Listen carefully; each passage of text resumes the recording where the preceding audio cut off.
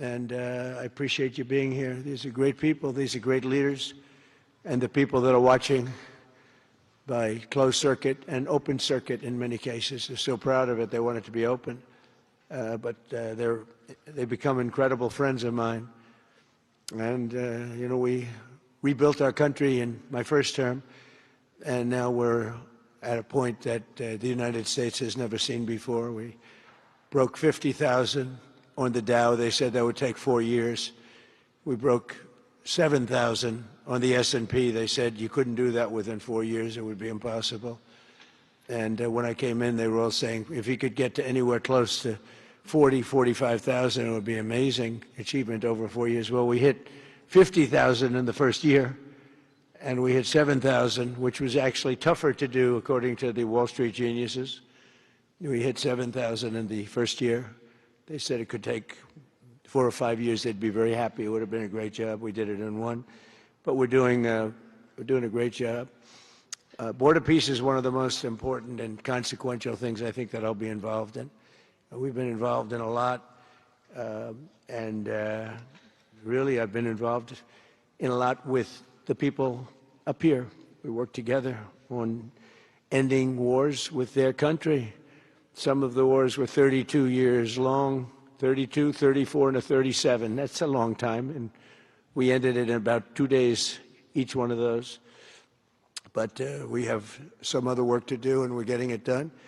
Gaza is very complex. It's been amazing. I want to thank Steve and Jared for an amazing job. Marco's over there watching. Everybody's fantastic. And JD, what a job. They're all doing. It's a team. I think it's the best team ever assembled. And you see that by the results. So today is a tremendous honor to welcome you all to the United States Institute of Peace for the inaugural meeting of the Board of Peace. Very important. I believe it's the most consequential board, certainly in terms of power and in terms of prestige. There's never been anything close, because these are the greatest world leaders. Almost everybody's accepted, and the ones that haven't will be. Some are playing a little cute. It doesn't work. You can't play cute with me. But they're playing a little bit. But they're all joining. Everybody, most of them very immediately. A few that we really don't want because they're trouble. Take care of them. But this is the most prestigious board ever put together. You know, I've seen some great corporate boards. I've seen some great boards, period. It's peanuts compared to this board, because we have virtually everyone is the head of a country other than Johnny, but he's the head of soccer, so that's not so bad, right, Johnny? I like your job the best, I think.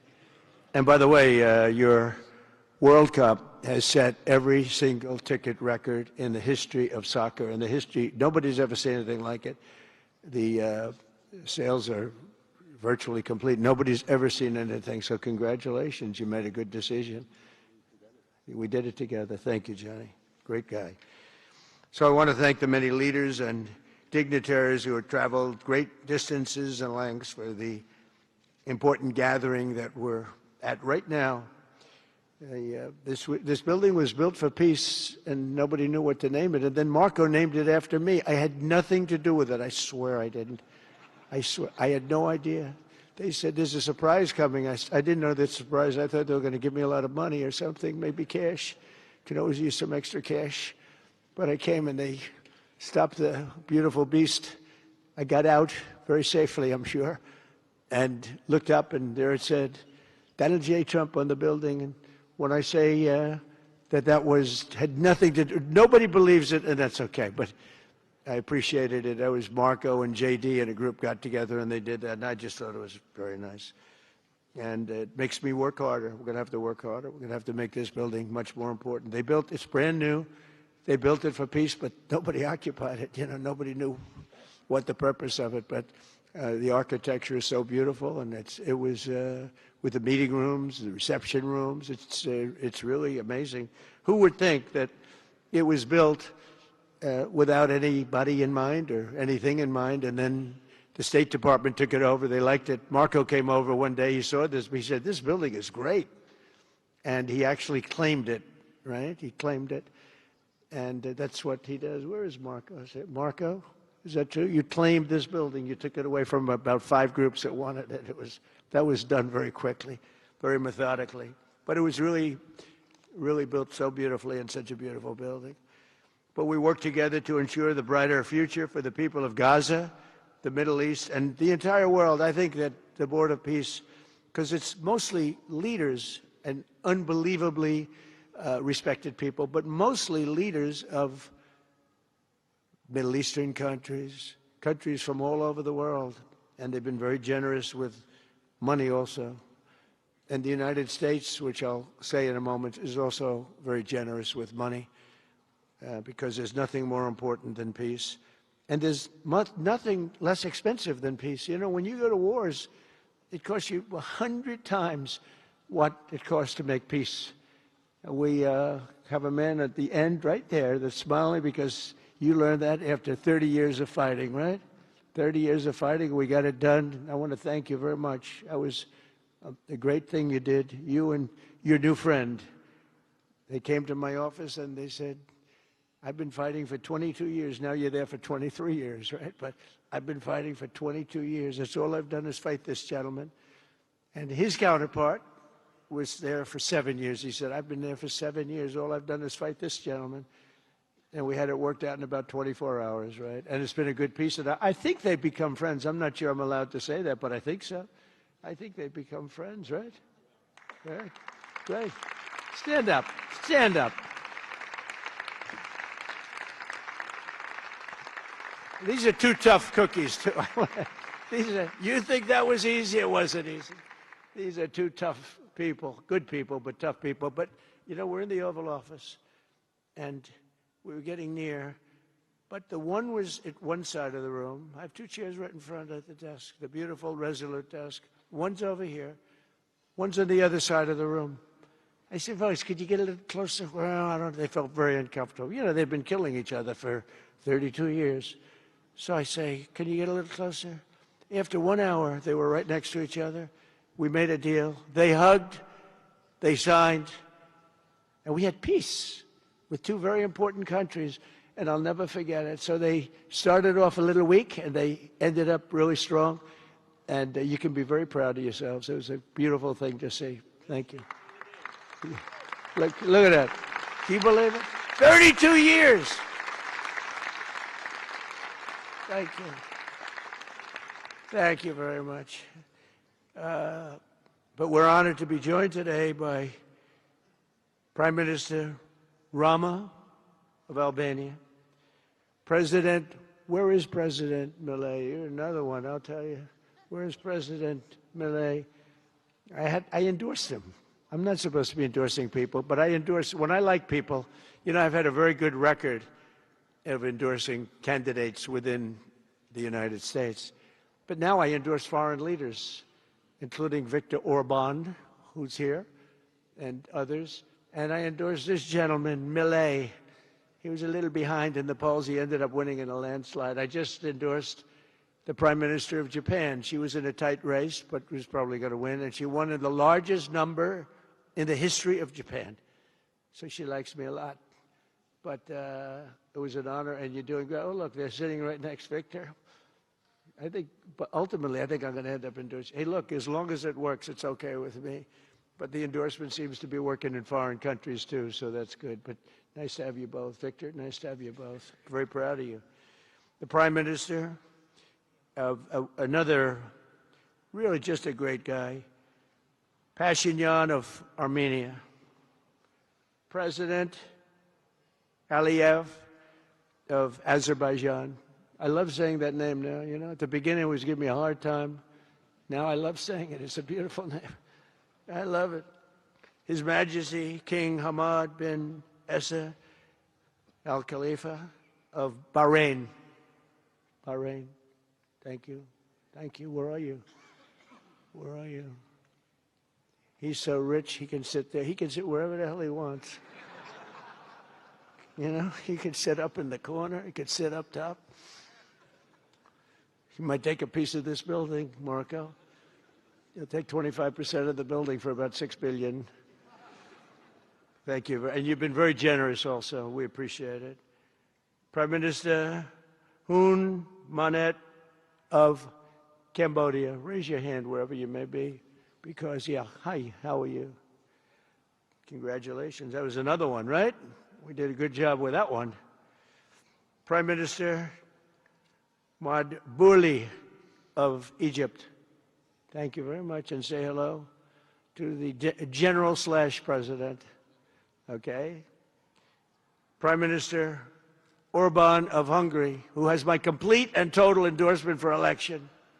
Not everybody in Europe loves that endorsement, but that's okay. He does an unbelievable job. He's done an incredible job on immigration, unlike some countries that have hurt themselves, but they're working on it. But I just want to let you know, you have my total and complete endorsement, and I'm putting it out. I already did, but I'm putting it out again. And you're coming up with an election, and I think you should be good.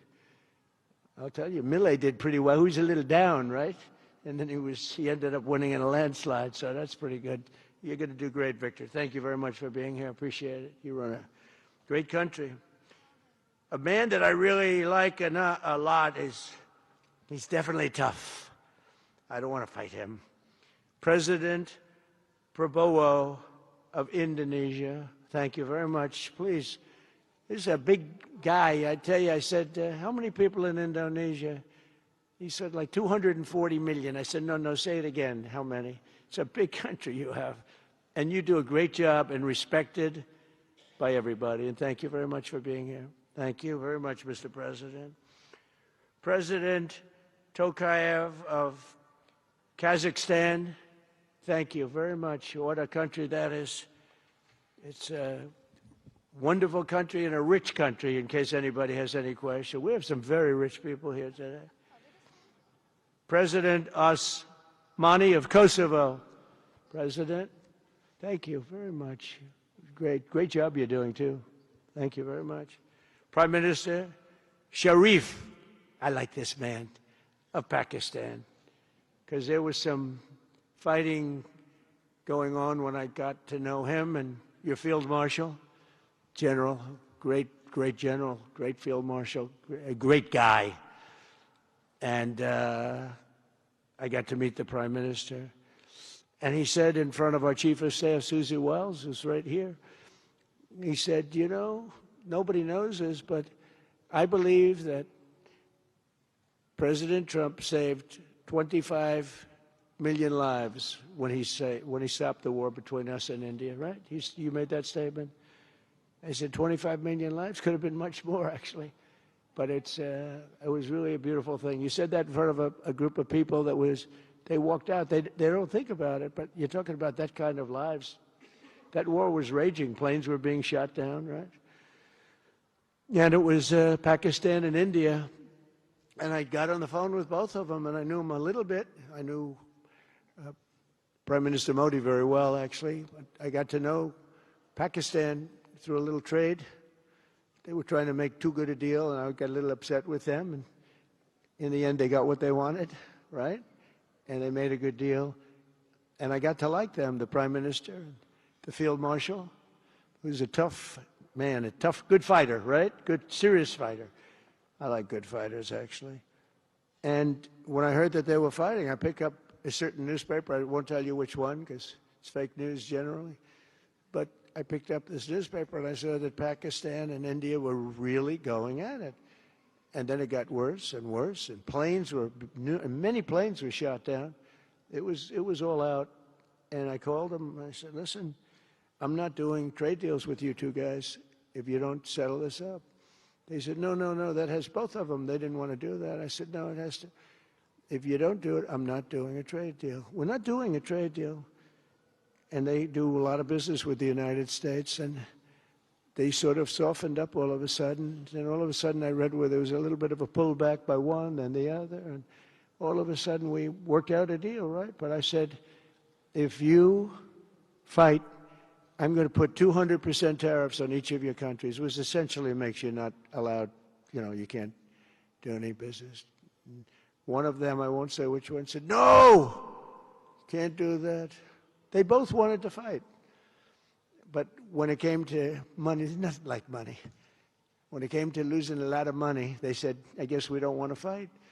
And we solved that deal in 2-3 days, right? And we did. We said, these are two very powerful nations, these are two nuclear nations. And I don't want to say what was going to happen, but, you know, bad things happen. So, Prime Minister, I want to thank you, because that was a very big deal. People have no idea. A lot of them say, oh, well, they weren't fighting. They were fighting. 11 jets were shot down, very expensive jets. And they were all in. Both of them were all in, and now they're not. And I think we'll always be able to settle up with them. I really do. I think you're going to have, you know, it's a lot of progress was made even in the relationship. And Prime Minister Modi also, he's a great man. He's a great guy. They're all great. But I was very proud of it. President Pena of Paraguay is here. President, thank you very much. Young, handsome guy. It's always nice to be young and handsome. Doesn't mean we have to like you. I don't like young, handsome men. Women, I like. Men, no, I don't have any interest. Good. That's right. That's right. Thank you very much. You're doing a great job, too. His Excellency Prime Minister Al Thani of Qatar, just a great man, please, a great man and highly respected. And he's working with a man who is amazing. I always say he needs a public relations agency because you do so much good and they have you down as evil. And you're not evil. You help us so much and you're such a good ally. And I just want people to know that. And the Emir is incredible, smart, as smart as you can be, a great leader. And he cares so much for the people. And he cares so much for the Middle East. So I want to thank you very much and send my regards. Your country has been a great help. So, you know, surprising to some of the people writing out there, but now they'll start changing their tune because it's true. I only tell the truth. Prime Minister Dawn of Romania, wonderful people. The Romanian people are fantastic, fantastic people, like you're fantastic. And a lot of them come and work in this country and help us in this country, as you know, and it's they are just really solid people. President Mirziyoyev of Uzbekistan, who is where? There he is, and a friend of mine. He's got one of the most difficult names in history, but that's okay. It doesn't matter. Your country's doing great. You're doing great, and just no problems. Every time I see him, nope, we're doing good, no problems. And General Secretary To Lam of Vietnam. Vietnam is incredible as a country and as a force, and it's an honor to have you. A really great honor to have you. A lot of respect for your country. We'll also want to express my gratitude to Vice President J.D. Vance, who is a fantastic man. He's a fantastic talent. He was a great student. He went to one school. He graduated. You know, most people, if you watch some of the people that were at the event in Munich, they didn't graduate quickly from college. They had everything they could do. There was one young, attractive woman. She was unable to answer questions. And she didn't do so well like J.D. did in college. J.D. graduated in a 4.5-year college in 2 years. And then he went to Yale and he graduated at the top of his class, went to the military grade. But when he went to Yale, there was one person that was marginally ahead of him, so he married her. Can you believe it? He married the person that was ahead. I don't know. I always like to say J.D. was first and Usha was second, because I get a little uncomfortable when I say them. But he's been incredible. He's a brilliant guy and a great guy, and he's been my friend. All of our people, we have a fantastic group of people, our cabinet members, everybody, many of them here. But J.D.'s been great. Thank you very much. He gets a little bit tough on occasion. We've got to slow him down just a little bit on occasion. He says his mind. Now, then we have the opposite extreme. We have your friend sitting in the back. Your best friend sitting in the back is Marco. Marco does it with a velvet love, but it's a kill, right? The result is the same. They do it very differently. And Marco, you really did yourself proud 2 days ago in Munich. In fact, so proud that I almost terminated his employ because they were saying, why can't Trump do this? I do, but I say it differently. But Marco, don't do any better than you did, please. Because if you do, you're out of here. But no, I want my guys to do great. And the acclaim he's gotten and the acclaim JD gets is great. We have smart people. And when you see the representatives there, like Gavin Newsom, he didn't know what he was doing. They didn't even know why. He didn't know why he was there. Or AOC, she was unable to answer a simple question. And she could have said, well, I'm studying it, and I'll report back to you next week. You know, you can get away with that. But she just went, it's actually, I think it could be a career-ending answer, because for 25 years, anybody running against her, I think Susie is going to use that little piece of stuff. It was not good. It was not good. That was not a natural. So I want to thank JD. I want to thank Secretary of State Marco Rubio. They're extraordinary. I want to thank Special Envoy for Peace, Steve Witkoff, who has been unbelievable. You know, I took Steve because I was a developer in New York, really successful, actually much more successful than Steve, but I don't want to say that. I'm not going to say that, Johnny. I refuse to say it. But I saw something in Steve. Steve's a great negotiator. Everybody loved him. All these developers, and they're tough. You know, New York developers tend to be on the tough side. And, you know, most of them hate each other. Like a lot of the people in this room hate each other. You know, it's sort of natural, I guess. But we're bringing love back into the room like the old days. But everybody loves Steve. Every developer, the worst, most evil people, horrible human beings, actually. And they love Steve. So I remember this, and we had some conflicts, to put it mildly, in the world. And I said, Steve, how would you like to be Henry Kissinger Jr. that doesn't leak? And he said, are you a leaker, Steve? No. He didn't even know what the word meant, and it's true. I always say Henry Kissinger, who was one of the great leakers of all time, by the way, Richard Nixon said to him, Henry, who's leaking all this stuff? I don't know, Mr. President. It was Henry. It was like it. These are little stories I like telling you. But Steve has been unbelievable. Everybody likes him. Ukraine loves him. Europe loves him. Russia loves him. I mean, there's nothing wrong with this. He goes to see President Putin. Didn't know Putin. I set him up a meeting to see. I said, how's Steve doing? Sir, he's still inside. Oh, that was an hour. I called back. Tell Steve to call me when he's finished. I want to find out what the hell is going on. We want to end that war. Sir, he's still inside. 3 hours, 4 hours. They were together for 4 hours, the first meeting. That's talent. And they get along. I mean, people like or don't like Putin or Zelensky. They get along. Same thing with Zelensky. I mean, they all love Steve, and Steve's doing a great job. That's a tough one. That's a much tougher one. I would have thought that some of the ones that we settled that are up here would have been, I thought this would be easy, because I have a very good relationship with President Putin. I have a very good relationship with President Xi. I'm going to be going to China in April. That's going to be a wild one. I said, but we have to put on the biggest display you've ever had in the history of China. You know, last time I went to China, President Xi, he treated me so well. He gave me a display. I never saw so many soldiers all the same height, exactly the same height, within a quarter of an inch. You can do that when they get along. I mean, people like or don't like Putin or Zelensky. They get along. Same thing with Zelensky. I mean, they all love Steve, and Steve's doing a great job. That's a tough one. That's a much tougher one. I would have thought that some of the ones that we settled that are up here would have been,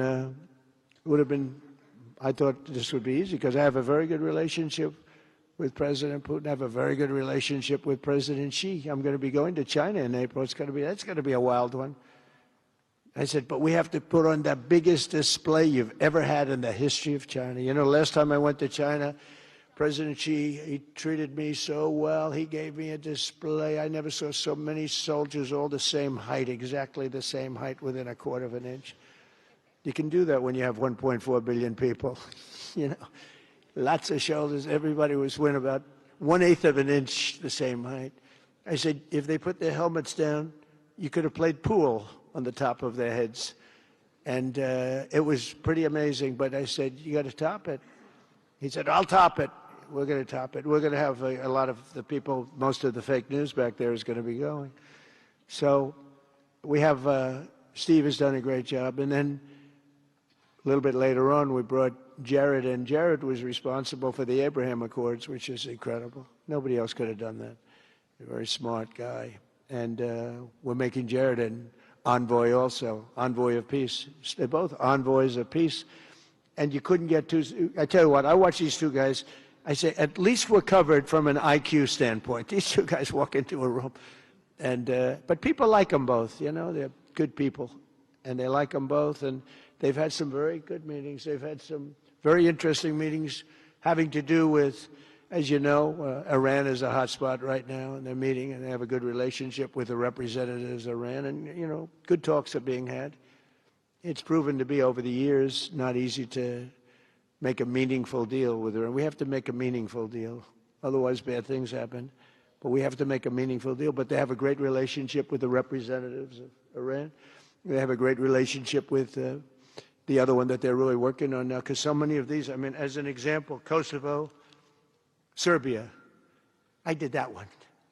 Could you stand up, if any of you guys are, when you're here, just stand up for a second. Kosovo, Serbia. Stand up. What a job. Thank you very much. We appreciate it. So good. And you're getting along. And when you don't get along, you'll call me, and we'll get it solved, right? We'll get it solved. Thank you very much. Really good. And then again, Pakistan and India. That was a big one. And just, I think you should actually stand. Come, please. Stand just for a second. Pakistan and India, thank you very much. And I spoke to Prime Minister Modi. He's excited. He's watching us right now. Egypt and Ethiopia. We're going to get that. You know, there's a little dam that got built. Little dam, like maybe the largest dam in the world. Built and financed, of course, by the United States brilliantly, and having a little trouble getting water to the Nile. It's not, that's a tough situation, but we're going to get that solved. Armenia and Azerbaijan, we talked about, and again, thank you, fellas, very much. Great job. Great job. Thank you. Cambodia and Thailand. So incredible what you did, that you got together and it all worked out. They're watching right now on closed circuit. Thank you very much, and thank you. That was a big one, Cambodia and Thailand. These are nasty fighters, I have to tell you. These fighters are nasty. Now we talk about, you talk nasty fighter, you're nice guys compared to this. Congo and Rwanda. That was, and we've got them pretty peaceful. There's little flare-ups every once in a while. I'll get a call once a week. Sir, there's a flare-up in the Congo again. We'll get it straightened out, right, Susie? We'll get it straightened out. And Israel, as you know, with, you could say Israel in numerous countries if you want to really know the truth, but Israel and Iran, and we'll see where that goes. But when you think of Israel, we've done the biggest thing of all. We have peace in the Middle East right now. That's bigger than... People said it couldn't be done. For 3,000 years, they've been talking about Middle East. They said it couldn't be done. And you look at what's happened in Gaza. And one of the keys to it was when we took those beautiful, magnificent, we just ordered 22 more of them, updated model. The B-2 bombers are incredible. I never understood the B-2 bomber. I'd watch, it's a wing. And I've never quite understood that, Johnny. I'd look at it, I'd say it was beautiful, but what does it do? It carries very big bombs. And it went into Iran, and it totally decimated the nuclear potential.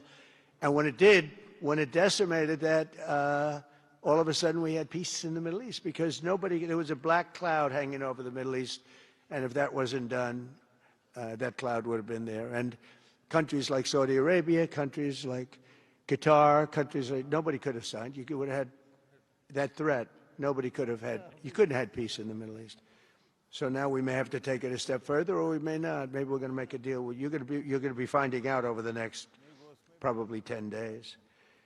But this meeting today is proof with determined leadership, nothing is impossible. When I took office, the war in Gaza was raging with thousands of people being killed and no end in sight. Today, thanks to unrelenting diplomacy and the commitment of many of the great people in this room, we have 59 countries signed up on Gaza. Think of that. We have, it's amazing. But all the people, many, really so many in this room, the war in Gaza is over. It's over. There are little flames, little flames.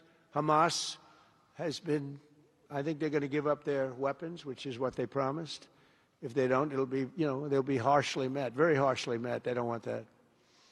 All the stuff like they don't mind dying. They told me that's not true. Everyone said, oh, they don't mind dying. No, they don't want to die. They said, we don't want to die. People don't want to die.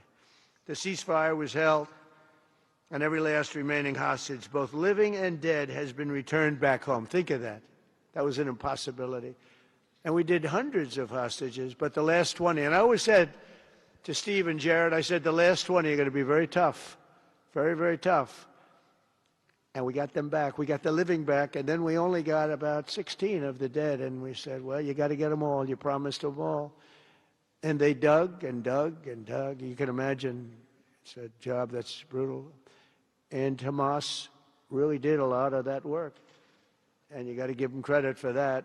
They brought the last one home a week ago, and we got all 28 of them, living and dead. The amazing thing, because I've never seen anything quite like it, the parents of the dead, they knew their boy was dead. This case, boys, all boys, men, but to the parents' boys. They knew their boy was dead. They wanted that dead body as much as if he were alive. And when they got them back, there was great sadness, but there was great joy, too. They wanted it as much as the people that got their sons back alive. But we got a lot of people before those 20, Steve, what nobody talks about. But, hundreds of people. We did a good job, and you guys did a fantastic job. I want to thank every nation that helped us achieve this monumental breakthrough, saving countless lives, and really bringing peace and bringing the concept of peace, because nobody thought peace in the Middle East. I've always heard peace in the Middle East is impossible, and it's turned out not to be. And we do have some work to do with Iran. They can't have a nuclear weapon. It's very simple. You can't have peace in the Middle East if they have a nuclear weapon. And they can't have a nuclear weapon, and they've been told that very strongly. Since the hard-won ceasefire of last October, the United States and our partners have facilitated the delivery of vast amounts of humanitarian aid, numbers that nobody's ever seen before. In November, the United Nations Security Council unanimously approved the Board of Peace.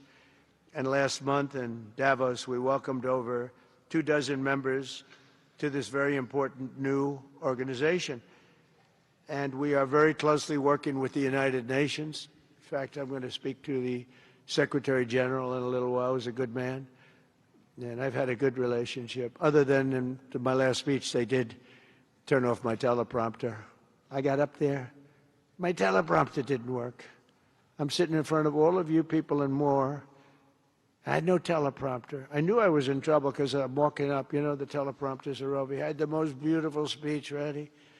I was all set to knock them dead. First, I had an escalator that stopped. You know that. It's going up. Boom. It's lucky my movie star first lady was in front of me because I put my hand on a certain part of her body, and I was able to stop my fall. Otherwise, because she had no trouble. I said, boy, that was a very sharp stop, Johnny. So I said, that was strange. I've been on a lot of escalators. It's never happened before. Usually it stops very slowly. This was just boom. But our First Lady was right in the proper location for me. I'm waving to people, and she was holding on a little tighter.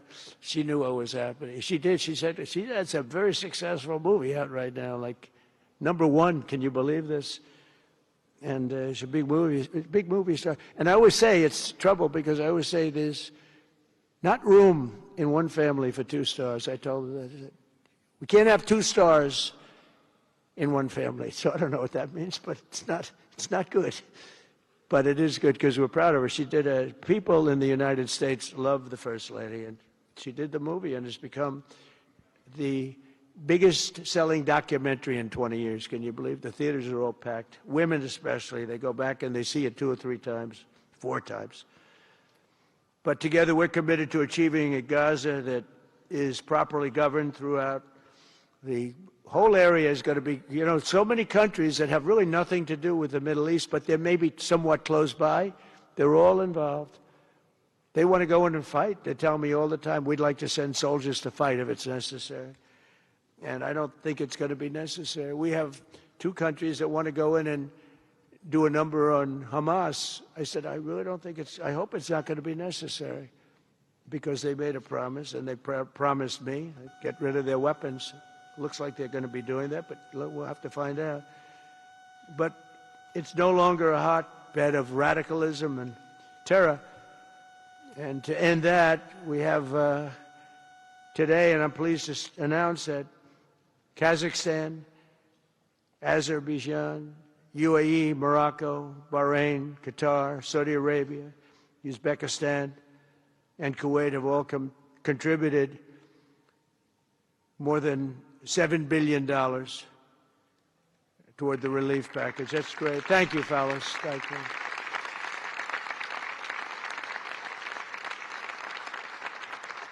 And many more are contributing too, so the numbers are, you know, this just started. This is our first meeting. But every dollar spent is an investment in stability and the hope of new and harmonious. It's a region that's so important, it's so vibrant, it's so incredible. The people are so incredible, but we want to have a harmonious Middle East. The Middle East is amazing. So many friends in the Middle East, they're so smart. Sometimes they're too energetic. That's the, you know, a lot of people aren't energetic. Sometimes they're a little bit too energetic. These are great people. The world is now waiting on Hamas, and that's taking place, and it's the only thing that's right now standing in the way. We have Lebanon with certain things that we're working on that are very important. We have to solve the problem of Lebanon, but it's relatively small in terms of what's been done.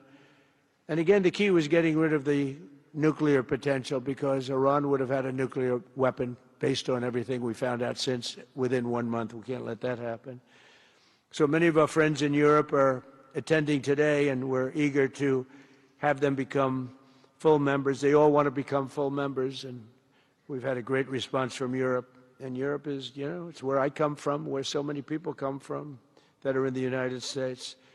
But we have a great relationship with Europe. We have a great head of NATO. He is a fantastic man, and he's doing a great job, really great job. I'm excited to announce that Norway has agreed to host an event bringing together the Board of Peace. Oh, I thought when I saw this note, I'm excited to announce that Norway, I thought they were going to say that they're giving me the Nobel Prize. Oh, this is less exciting. Oh, it says, I'm excited to announce that Norway, and I'm saying, oh, great, I'm getting the Nobel Prize, finally. Finally, they got it right. But I don't care. I don't care about Nobel Prize. I care about saving lives, just so you understand. We play and we all, you know, do what we have to do. I only have one thing. I don't want to see people killed from parts of the world that are very far away from the United States. And if I have an ability to turn off wars, I want to use that ability, because it's people, millions of people. It's like the Prime Minister said, 25 million people maybe. And that's a small number compared to what it could have been if you really think about it, right? No, I want to save lives, and I don't care about prizes.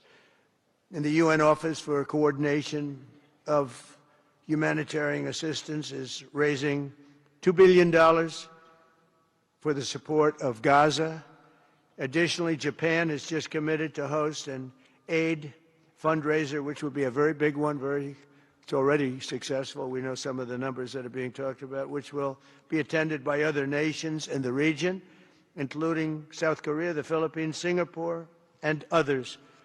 And I know that China is going to be involved, and I think Russia is going to be involved. I think they will be. I want to have everybody, get all sides, because it doesn't help when you have all sides with one ideology. You have to have everybody together for this. I'm also pleased to announce that FIFA will be helping to raise a total of $75 million for projects in Gaza. And I think they're soccer related, where you're doing fields and you're getting the greatest stars in the world to go there. And people that are bigger stars than you and I, Johnny. I hate to say it. You know, I met one of your great stars who came to the White House, as you know. And my son was very excited. These are great people. These are great people. And Johnny's going to bring the stars to the area. And they're really known. People in Gaza know every one of them, right? You know? So it's really something. And we'll soon be detailing the announcement. And if I can I'll get over there with you. I want to thank Johnny and FIFA for all of the wonderful things they did and are doing. They gave me their first Peace Prize. They gave me a Peace Prize. I think they saw that I got screwed by Norway, and they said, let's give him a Peace Prize. I mean, very good. Thank you, Johnny. I appreciate it. Johnny's very smart. He's very, very smart. The nations represented here today, just in closing, are not just contributing money. Some are also pledging personnel to help preserve the ceasefire and secure a very enduring peace. We have to have enduring peace. Having peace, knowing it's going to blow up in 2 weeks, doesn't mean anything. In particular, Indonesia, thank you very much. Indonesia. It's a great country. Thank you very much. Look at that man. Look how tough he is. You think it's easy dealing with him? Look at that face. You are a tough cookie. And we say it lovingly, too. We need strength. You say, see, he doesn't mind. He's tough and he's smart. And smart is more important. Morocco, thank you very much. Great. What you're doing is great. Albania, Kosovo, Kazakhstan have all committed troops and police to stabilize Gaza. Egypt and Jordan are likewise providing very, very substantial help, troops, training, and support for a very trustworthy Palestinian police force. We think we're getting some very good people on that police force. And, you know, it's peace in the Middle East. We have peace in the Middle East. Think of it. For years you've been hearing about peace in the Middle East, and everybody's saying it's impossible. All of these countries are working together around the vision of a Middle East that is free from the curse of extremism and terror. And now is time. And by the way, even people with extremism and preaching extremism, they're exhausted. They're tired. It's been going on for too many years. I don't care who you are. They're tired. They want peace. And now is the time for Iran to join us on a path that will complete what we're doing. And if they join us, that'll be great. If they don't join us, that'll be great too. But it'll be a very different path. They cannot continue to threaten the stability of the entire region, and they must make a deal. Or if that doesn't happen, I maybe can understand. If it doesn't happen, it doesn't happen. But bad things will happen if it doesn't. With the commitments announced today, the Board of Peace is proving that it does not just convene countries. It devises and implements, and real solutions happen. We've come up with solutions. This is so little talk. This is very little talk, all action. First time, it was always talk in the Middle East. People would talk about peace in the Middle East, and then they'd go home and they'd never even think about it again. Nothing would happen. We're providing a model for how responsible sovereign nations can cooperate to take responsibility for confronting problems in their own regions. The Board of Peace is showing how a better future can be built, starting right here in this room. And I want to let you know that the United States is going to make a contribution of $10 billion to the Board of Peace. Thank you.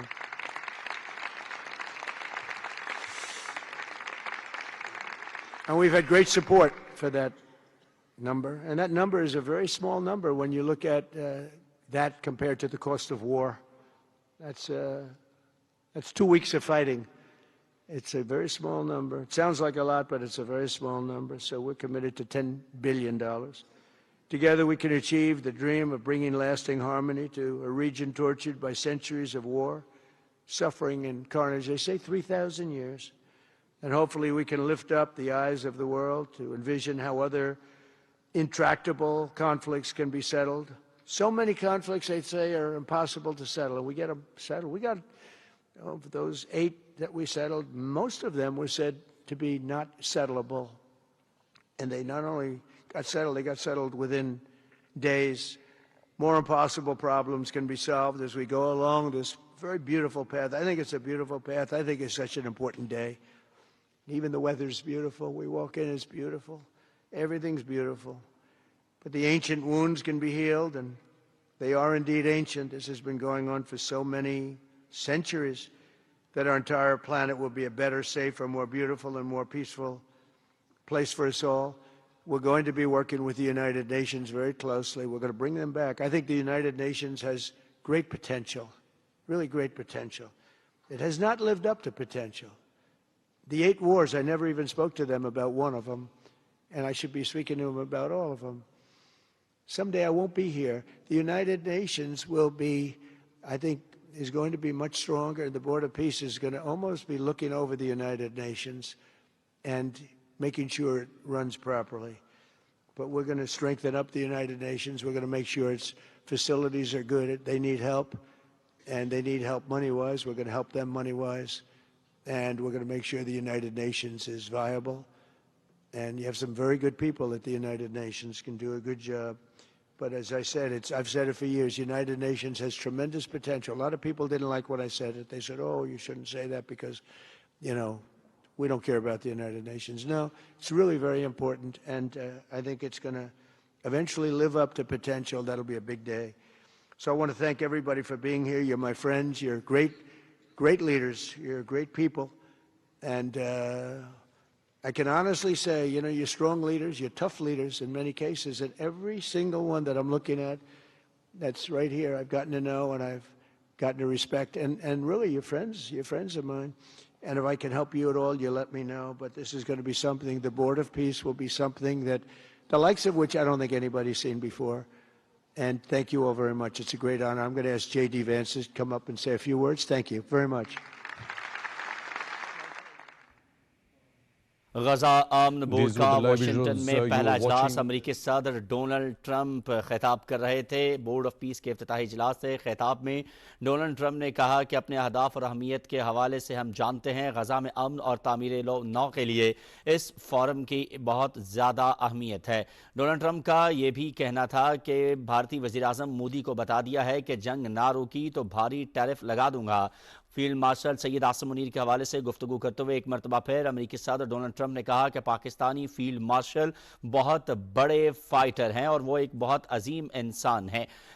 वज़ीर आज़म शहबाज शरीफ और के मुतालिक भी उन्होंने गुफ्तगू की और अमेरिकी सदर डोनाल्ड ट्रंप का कहना था कि अमन से बढ़कर कुछ नहीं है।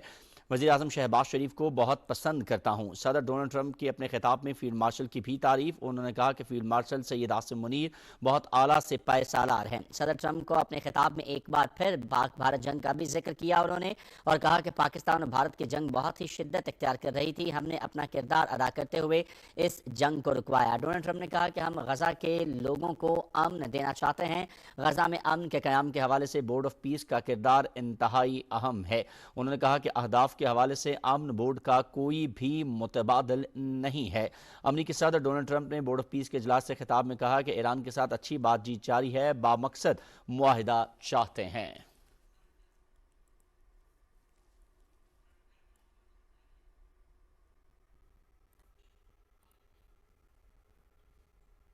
न्यूज़ स्टूडियो से अब तक इतना ही। दुरुस्त